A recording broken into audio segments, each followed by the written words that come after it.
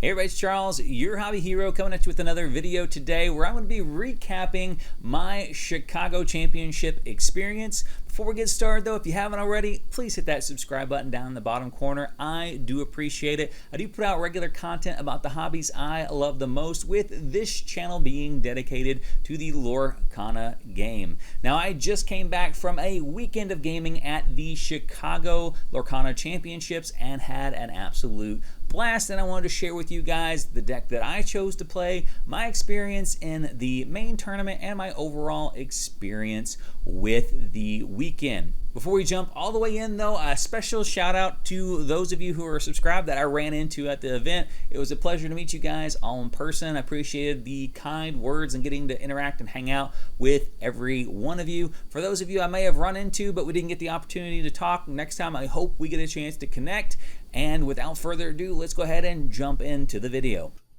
All right, so first let's take a look at my deck. First thing we want to look at is total cost, $394.63. So not the cheapest deck in the format, but certainly not the most expensive. Not a ton of expense coming from cards from set 4. So a lot of the really expensive stuff in the deck you should have already. Some things I want to highlight right out of the gate is the uninkable count. I have mine much lower than the average for this deck is probably about 21 to 22 cards. I keep mine at 18. And I think this does allow for this deck to have a better matchup into the mirror, as you get to be more selective about what you are inking versus your opponent, who may have to ink very critical cards such as Flaversham and Tamatoa. So this does help quite a bit in the mirror match. Just consistency overall. Not being forced to ink a card that may be detrimental later on in the matchup just to get you to kind of that next turn is very nice. Now, 18 is certainly not a low number by any means, but I have found that the lower ink count combined with the quill really helps to make this a very smooth to pilot version of red-blue. So into the individual cards, as you can see, our curve starts at 3 with our characters. I have 4 copies of Sisu. This really is kind of our best counter to the aggro matchups. The turn 2 Flynn, if we can respond to that with our own turn 3 Sisu, and hopefully they do not have a Sisu of their own that they are able to keep at a higher power, it can really shut down the Flynn lore gain single-handedly, which is very nice. Obviously, our big Sisu can shift off this as well, which can help in those aggro matchups to be able to get her out on 6 instead of on 8. That could make all the difference in the world, depending on if we're on the play or on the draw and what ramp we have or haven't seen. So I do have it as a 4 of. Obviously, late game, it's just another inkable target, so that's why I don't really mind running a full 4 of. I think if I was going back and modifying the list, I may drop this down to a 3 and then just more aggressively mulligan for it if I need to see it in those particular matchups.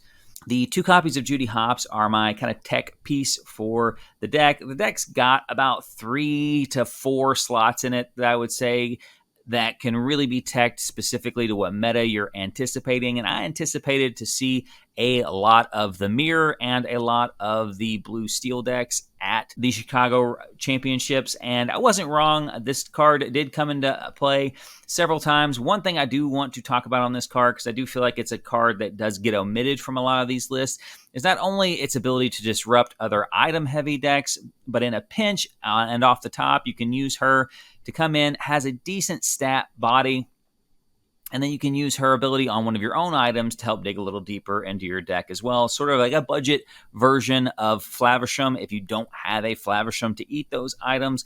And I don't want to ignore the fact either that she is a 2 lore generator. So if you're playing into an empty field with a dime out, it is nice to have another card in your deck that has more than 1 lore generation. Overall, I've been very happy with Judy Hopps given the meta as it stands now. But obviously, like I said, this is a card that's in here expecting to see several other item-heavy deck lists.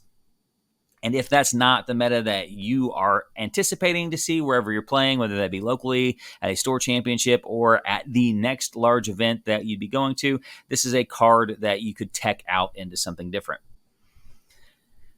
Next, we have 4 copies of Grandma Tala. This is kind of the auto include for blue right now. She's a little bit bigger, a little bit slower, but arguably a little bit better version of the Amethyst Maleficent, getting you to draw a card, but also being able to filter 2 cards and take the best option out of those 2. She can sing How Far I'll Go, which is not irrelevant either, and her 3/3 stat line can be pretty formidable against an aggro-heavy meta. If you can 1-jump ahead and then land her on 3, a lot of times she can trade very, very favorably to what your opponent is doing on their side of the field, sometimes being big enough as well on her own to shut off those turn 2 Flynn Riders as well. So there have been times where I've had items in play and I've just elected to play Grandma Tala over Flaversham, because of that stat line there putting me in a spot to where I can challenge or prevent my opponent from questing as a deterrent over the 1/6 body that Flaversham has. Talking about Flaversham, this guy is an auto-include in all blue decks right now. The amount of card advantage this guy creates just on his own is absolutely insane. Now, in the current meta, he has got a giant bullseye on his head. A lot of the red decks are packing brawls for Bucky decks. And unfortunately for us, the rollover hate is brawls also take care of Flaversham. He does not get to quest very often, especially in comparison to like the set 3 meta.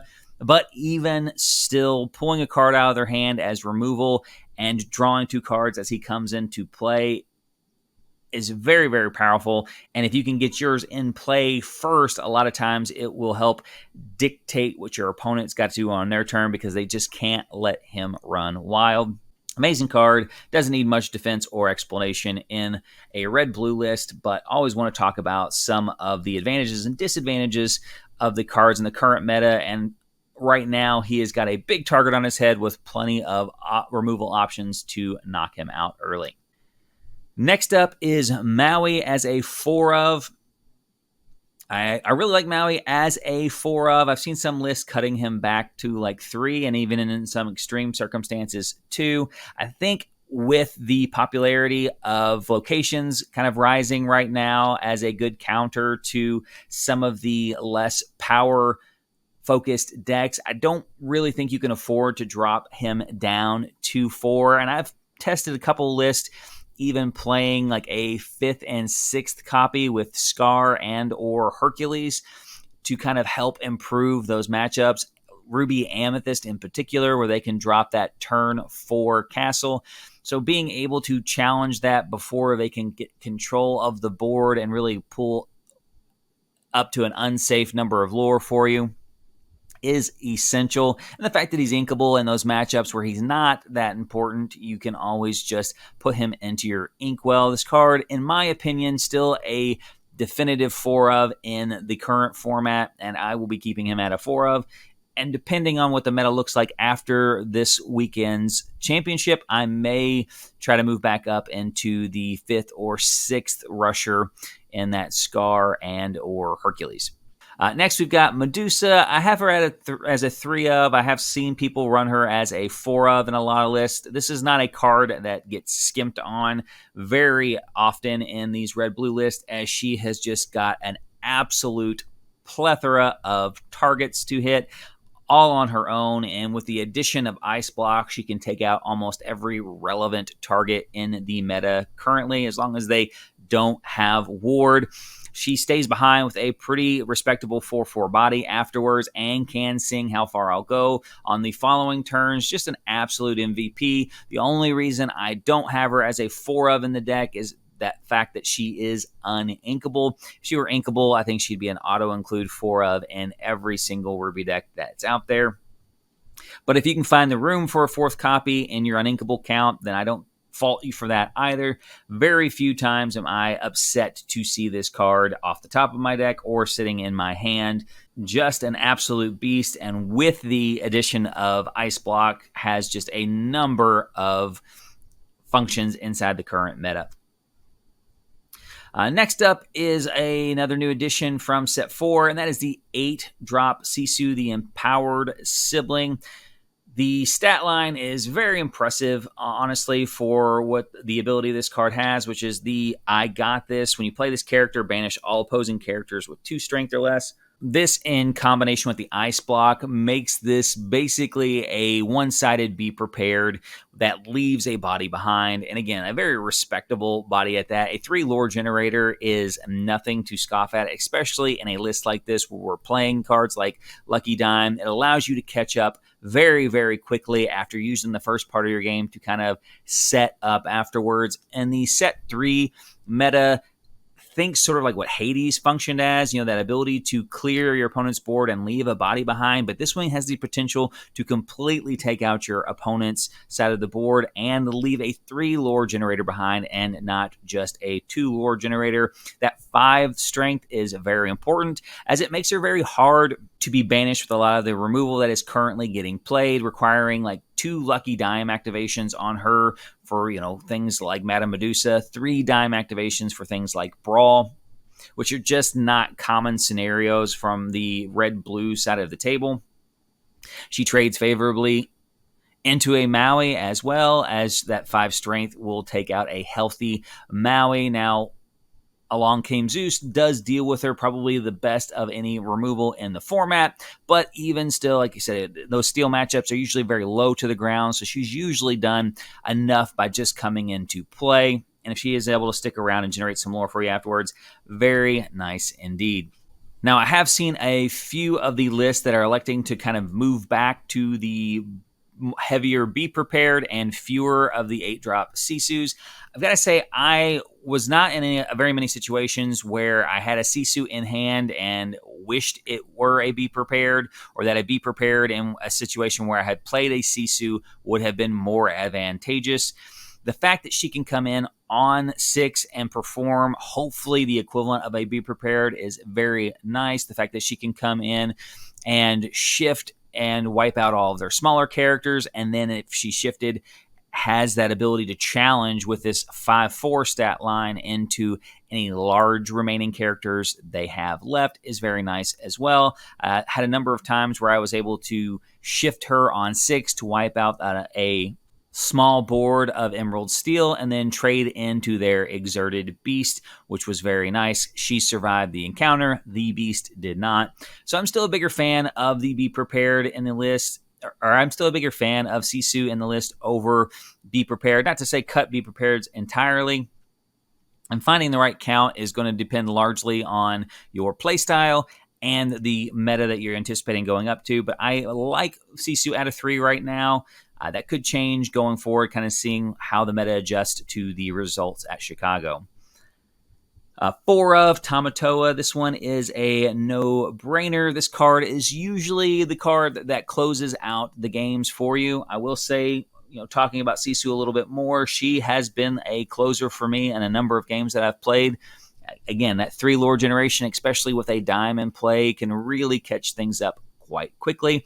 Tamatoa can come in generating just massive lore. I had games in the regionals where he was generating 11 lore a turn with him and a dime in play, which is just absolutely crazy that you can go from 0 to 20 in 2 turns. And the fact that he can come into play and immediately have an effect is just absolutely game-changing. So you don't necessarily even have to have him survive a turn to generate value. Playing him on 8, getting a popsicle back from your discard, if you have enough, activating a dime on his current lore count, all is just a ton of value that even if your opponent has the right answer immediately for him, can change the game drastically. 4 of all the way in this deck. Next up, 4 of Maleficent Dragon. Now, this is a card that I think should just always be a 4 of in this particular deck. I will say that it does not get into play a ton. Most of the time, this card serves as ink, but when you need it, it is absolutely clutch. Now, especially moving away from the higher number of Be Prepareds, there are some cards that are still being played, not a lot, that you can't answer very effectively with the removal package as it is. Tamatoa being a prime example. That 5 power makes him very hard for this deck to remove with a lot of its removal, unless you have like double ice block going at some point in time. Maleficent answers that problem as it just banishes a card right off the top. The 2 lore generation does come into effect with Dime quite often, and that 7 attack is that kind of magic number for a lot of the locations that are getting play right now. The existence of this character on the board pretty much eliminates them from being able to play a location until Maleficent has been taken care of. Very, very good card. I will say the deck naturally seems to find its kind of curve right around that 7 or 8 line. So getting a monstrous dragon into play on curve does get a bit resource intensive even for this deck. So just keep that in mind if you're looking at your opening hand and thinking about kind of powering up to like 9, trying to get Maleficent Dragon online. It's not very easy to do with this deck. That 6, 7 threshold's pretty easy to power up to real quick. Anything past that, though, usually comes with some sacrifices. So just be cautious on that if you have a Maleficent early on in the game. Next, going into our actions, we've got 4 copies of Develop Your Brain. I have seen people who have elected to cut this card entirely. I do really like the fact that it is inkable and effectively makes it to where you're running a 56 card deck, and maybe even a little less than that, as it does provide some additional filtering. I won't sit here and pretend like I could tell you the exact math on the percentages that it's helping in those situations. But the fact is for 1 resource, you basically get to get 2 cards deeper into your deck, and it effectively replaces itself, which just generates a ton of extra consistency. So I really like this card as a 4 of. And again, with it being inkable, there's really no drawback early in the game. If it needs to go into your inkwell, don't hesitate to put it into your inkwell. But late game, it can be an invaluable top deck, as it's going to be able to, for the cost of 1, get you the best card out of the next 2 cards that is coming up, and a number of times that has absolutely saved the game for me. I have 4 copies of Brawl right now. I think that in the current meta, this is an absolute necessity at 4 of in the deck. It just has a number of targets, even on curve, unassisted. You have Diablo, who is extremely popular. You have the 2-drop Ruby Flynn Rider that is extremely popular. You have opposing Flavershams, which is extremely popular. Just no shortage of targets for this Brawl. With the addition of Ice Block into that equation, there are even more targets that this card can hit. And again, the fact that it is inkable means it's never going to be a drawback in your deck. Big fan of this card. Don't really see any reason to not be running it at the full 4 of. Now, our songs, we have our 4 copies of One Jump Ahead. I was talking about this the other day. 2-drop spot right now in the meta is probably the most important spot of the entire curve, and what your deck does on determines so much of your win-loss ratio right now. You have Bucky for Emerald Steel that they want to play on 2. You've got Flynn for the aggro decks that they're wanting to play on 2, and for the control decks, we've got One Jump Ahead. That is really going to do just what it says. Get us 1 turn ahead so that we can kind of catch up to those aggro decks, regardless if we're on the play or draw. If you are in those matchups, and this is the card that I hard mulligan for very, very aggressively. There are very few 2-drops even in these colors, but this is certainly your best 2-drop option. It's a big reason why I cut a lot of the other 2-drops while in testing, because I just never wanted to be playing them. I always wanted to be playing One Jump Ahead, regardless of on play, regardless of on draw. It just seems to be the best choice in pretty much any given situation. The uninkable side of it, obviously a large drawback.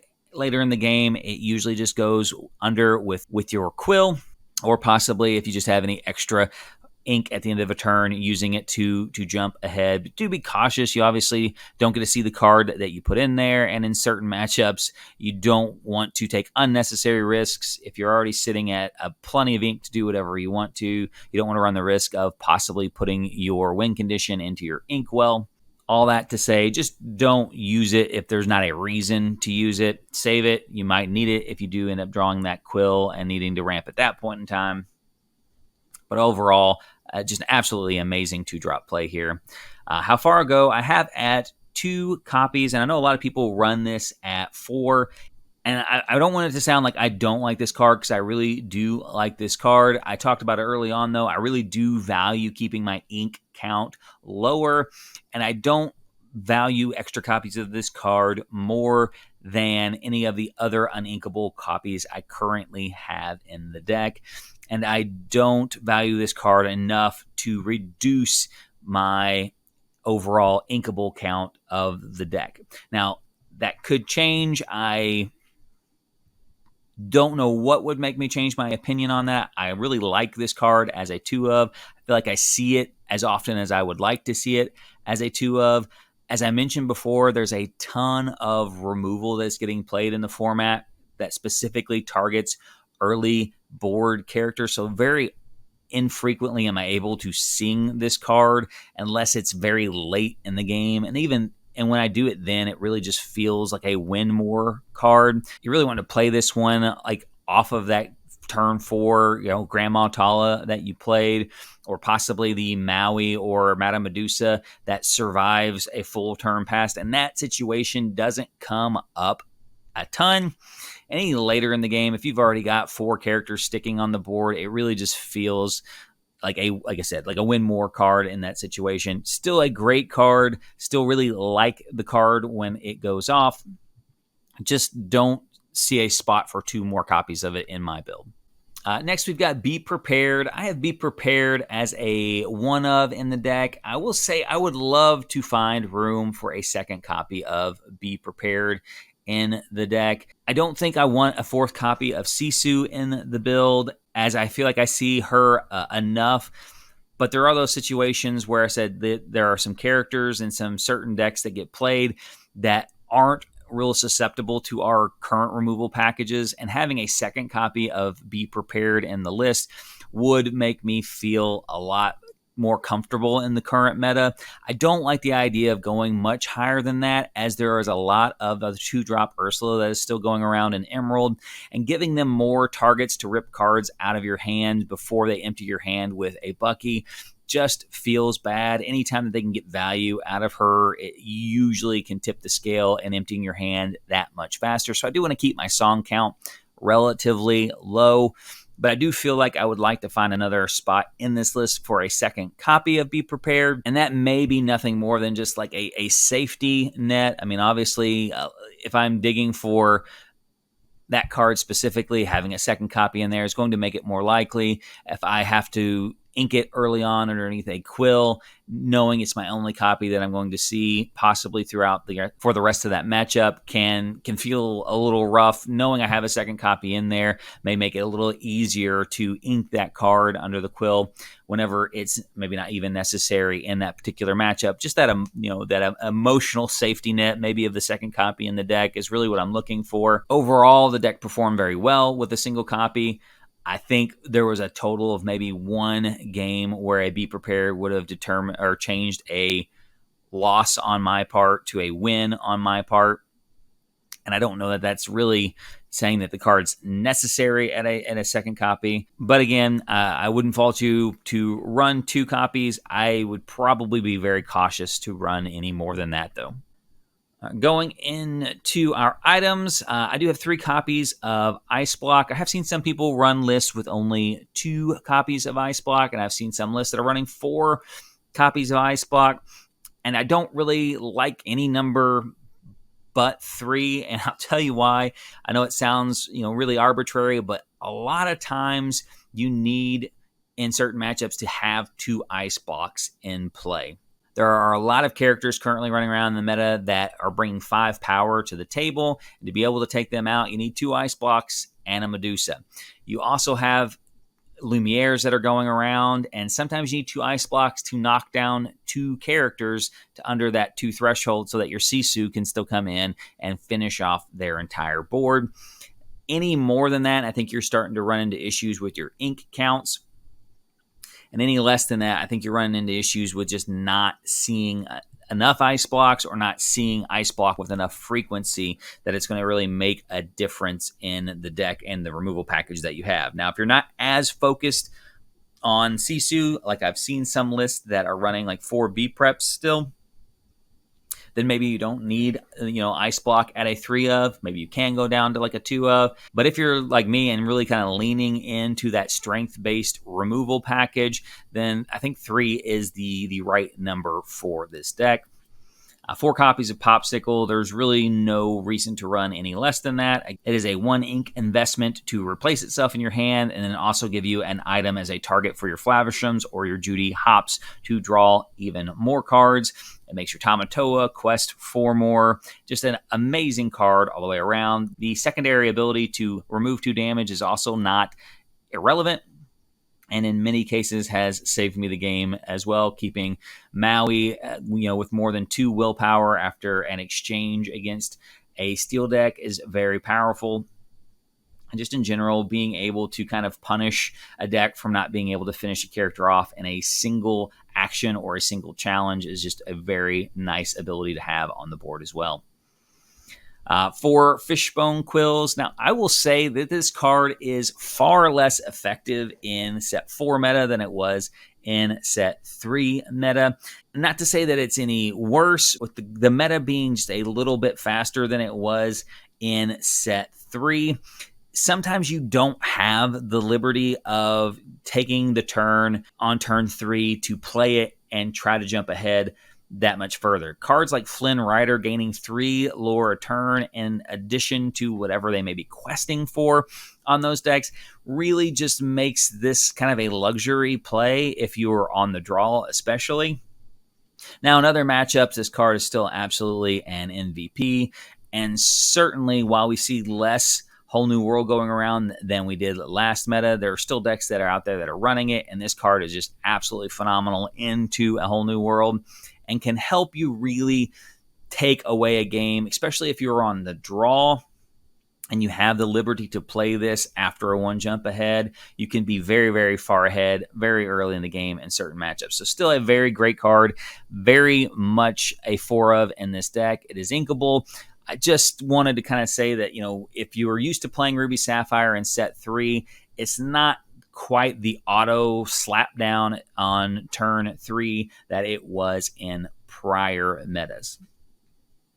I do have Lucky Dimes as a 2 of. I know some people had tried to bump up to 3 of in set 3. I really just don't think there's room for a 3rd copy of this card in the deck. It's also only good in a handful of the matchups. Not to say that, it can't win any game that you're playing, but it's not necessarily a card you want to see often, early, or sometimes at all in the current meta, as the fact that it's uninkable and kind of expensive to get into play is really going to make it an irrelevant card in a lot of these more aggressive matchups that you're seeing. Now, if you draw it at the right time and where you stabilized and you've got a Tamato on the board, it can absolutely close the game out in a turn or 2 at most. So definitely not a bad card, just a card I think is 2 copies of is the right number. That gives you kind of 1 copy that you can safely ship to the bottom early on while you're filtering through your deck, or 1 copy that you can safely put into your inkwell with the Fishbone Quill if it's early, and still have a 2nd copy as an option later on. Just make sure you keep track of how many copies you've seen in the game. So there's my list. Ultimately, I decided to go with Ruby Sapphire because I expected to see a lot of Ruby Sapphire in the meta, which is kind of how I geared my deck with that lower ink count and the inclusion of Judy Hops to have a stronger matchup against the mirror. I also anticipated that I would see a lot of blue steel there as counters to the emerald steel menace that is Bucky. And to an extent, I did see a lot of those decks there. Unfortunately, I did not match up with a lot of those. There are a lot of variables that go into these kind of size events, and luck in your matchups is one of those. Now with Ruby Sapphire, one of your biggest weaknesses is going to be on the draw versus aggro, and in a best of 2 format that can be a big detriment. And unfortunately for me, about 5 of my matches were against aggro decks. And so in that best of 2 format, I was able to split on those matchups, but unfortunately not generate enough points to make it to the day 2 cutoff. I ended up going 2 wins, 2-0, 0, 0-2 losses, and 6 wins where I went 1-1 draw with my opponent. I was in it all the way up to the second to last round, had a matchup that I actually really have a favorable matchup again, and had a chance to go 2-0 to keep myself in. Unfortunately, did not have the draw to get there, ended up splitting with them, and had eliminated myself from contention going into the last round. Me and my opponent in the last round played the first game. He took the first game, and I just conceded so that he could have more points. He said he wanted to finish higher than some of the team members that he came with, and I was glad I could help him out with that. Overall, very strong performance for the deck. Even out of the games that I went 1-1 on and lost on the play, there were several of those games that were well within reach of a win. I would say about 4 of the matchups were probably games where they could have gone one way or the other, and unfortunately all 4 of them bounced away from me in this particular situation. But that's just how some of these big events go this time. Still a fan of the best of 2 format for Lorcana. I don't think a best of 3 format, until they can either minimize the advantages of the die roll win, is really going to work on a large scale tournament. It also really helps reduce the amount of time of the overall rounds, and with the exception of a few delays at the tournament ran very quickly and very smoothly.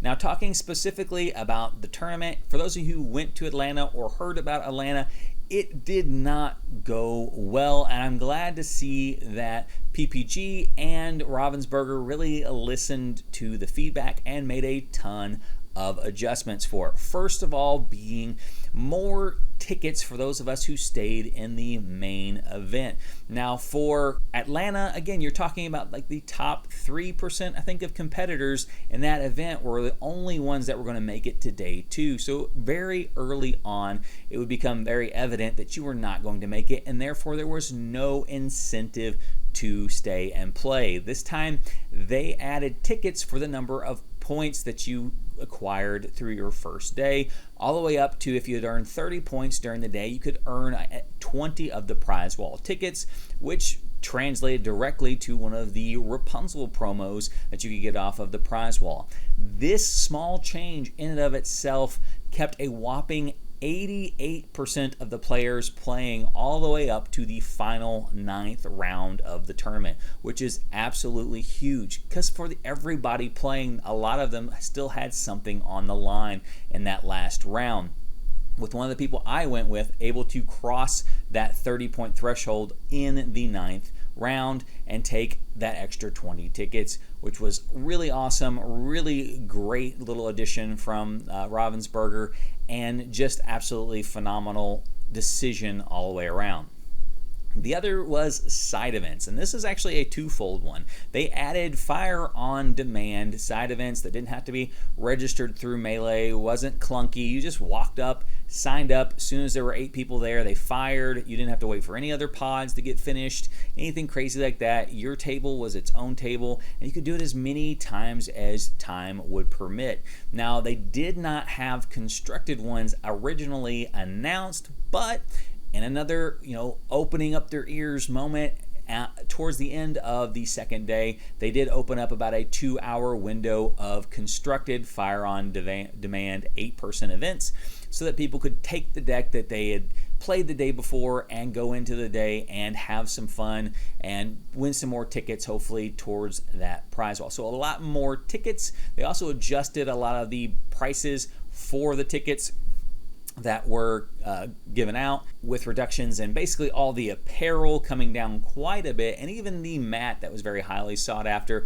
dropping from 100 tickets down to 90. Now, they did bump up the cost of the Rapunzel promo up to 20 tickets and bumped up the cost of the Cinderella promo up to 18 tickets. So, but with the exception of those, I think just about everything else on the list came down. I was able to get my 38 tickets, so I was able to get one of each of the new promos.